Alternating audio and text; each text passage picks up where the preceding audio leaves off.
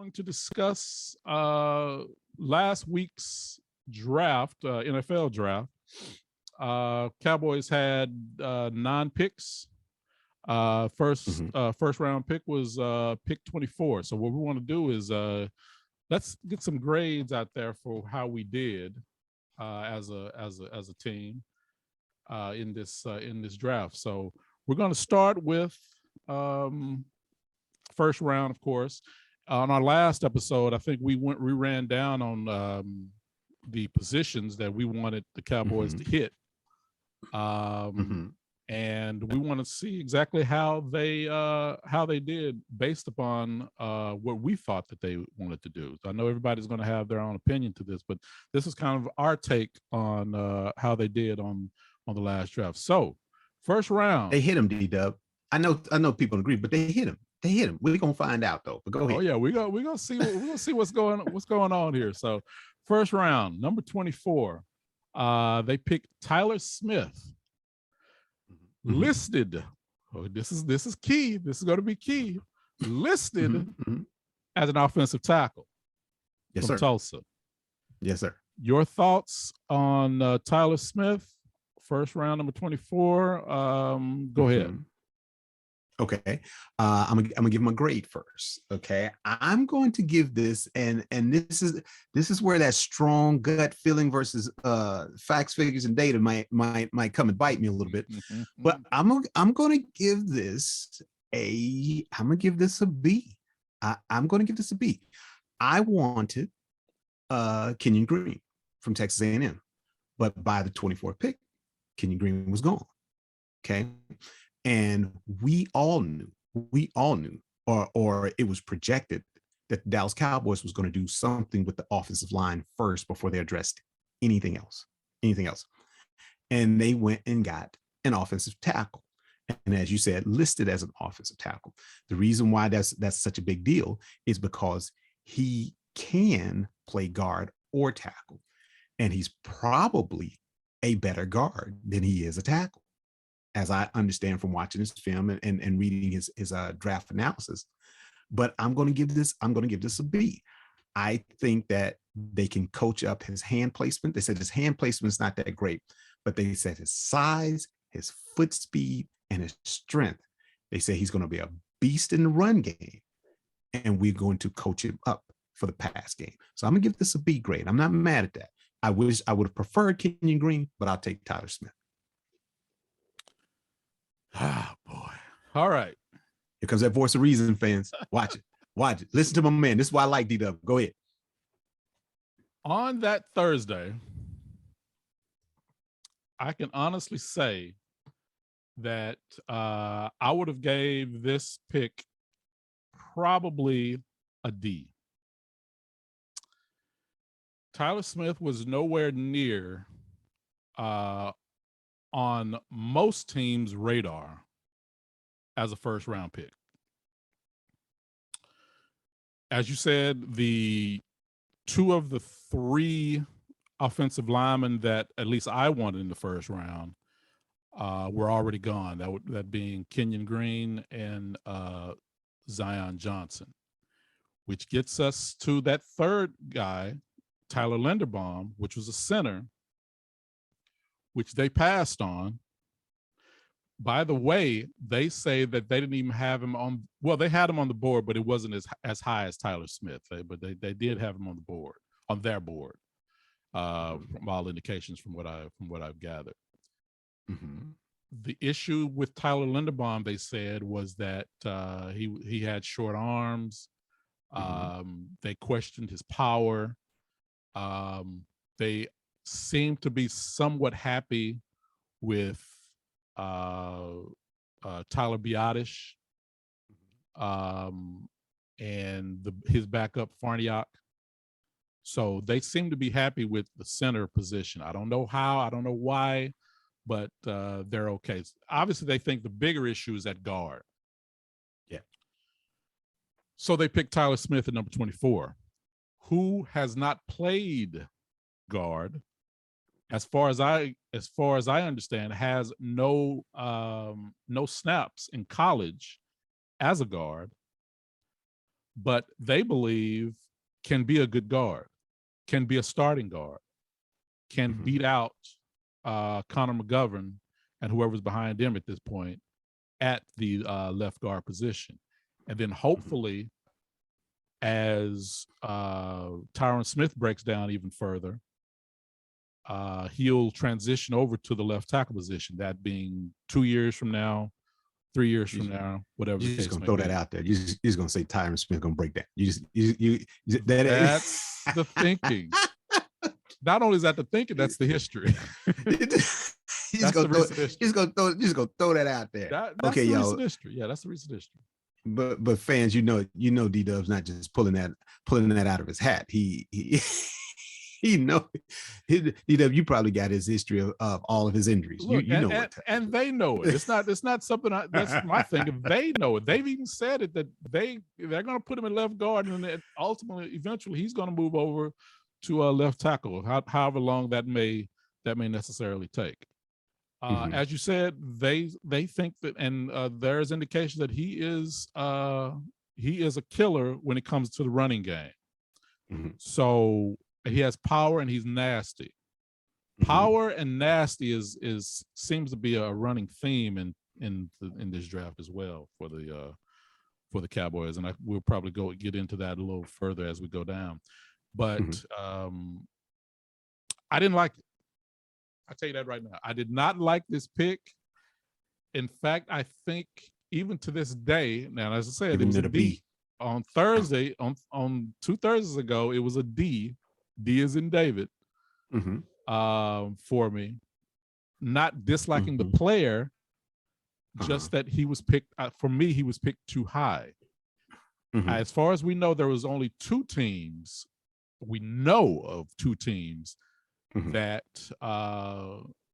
had Tyler Smith as a possible first round pick. That being us and being the Tennessee Titans. They picked Tyler Smith. They had Linderbaum. They had Devin Lloyd. They had Nakobe Dean. His name is going to come up here, I'm sure, a lot in the future. But the boys were thinking we need some offense. They were thinking we need a wall.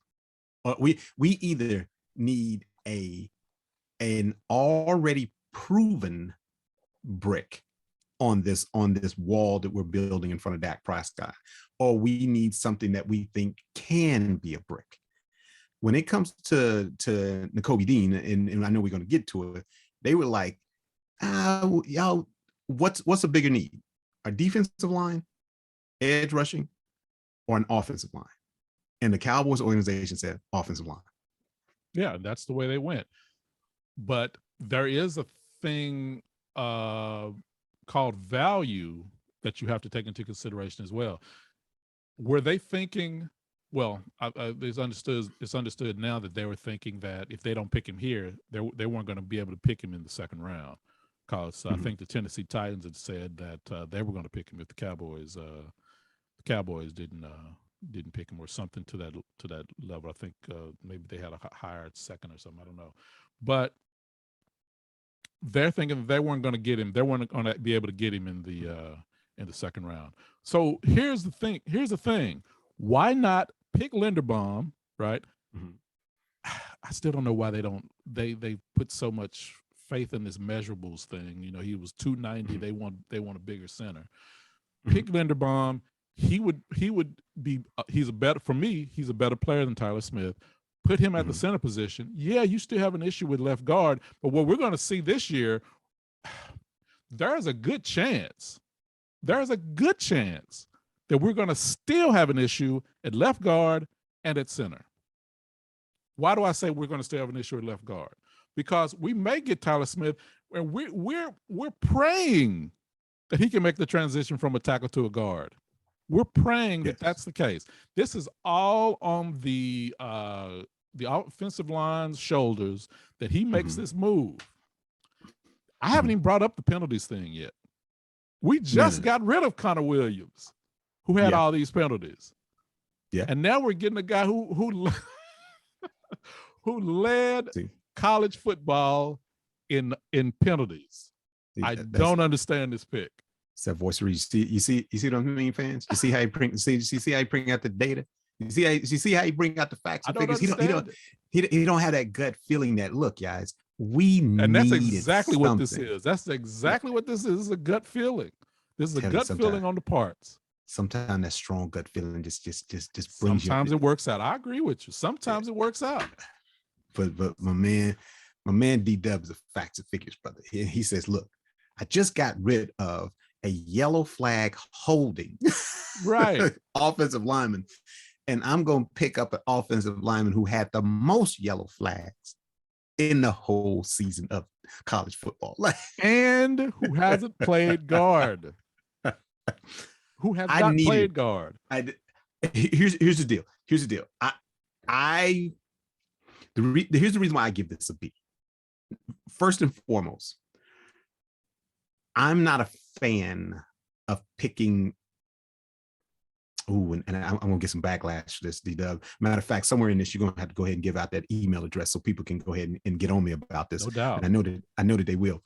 But I'm not a fan of picking the best player available. I'm not a fan of that. I'm a fan of. By the way, I'm not either. By the way, but go ahead. Yeah, I'm a fan of picking the best player available for my most dire need. Exactly. And in my opinion, the Dallas Cowboys' most dire need was an offensive lineman. And if this could be an offensive lineman that could move up and down my offensive line, even better. Even better.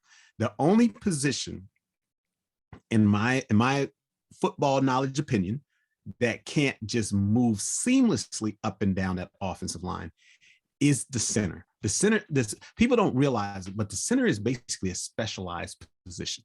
Okay. There are a lot of times that not a lot of times, every single down, you have to, your number one priority is get the snap off. That's the number one priority.